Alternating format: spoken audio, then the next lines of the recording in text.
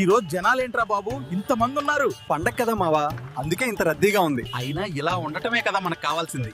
అన్నట్టు అడగటం మర్చిపోయా, టైం ఎంత అవుతుందిరా? టైం 5 దాటింది మావా. ఏంటి 5 దాటిందా? వామ్మో, నేను అర్జెంటుగా ఇంటికి వెళ్ళిపోవాలరా. 6 లోపు ఇంట్లో ఉంది తీరాలి. అదేంటి మావా, ఈ రోజు 11 గంటల వరకు రైడ్స్ చేద్దాం అనుకున్నాంగా.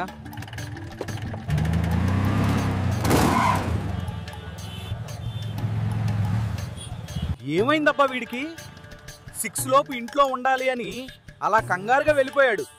ఈ రోజు నాన్నను ఈవినింగ్ 6 లోపే ఇంటికి రమ్మని చెప్పు, నాకు మొబైల్ కావాలి. నేను మాత్రం ఈ రోజు ఎట్టి పరిస్థితుల్లో 6 లోపు ఇంట్లో ఉండాల్సిందే.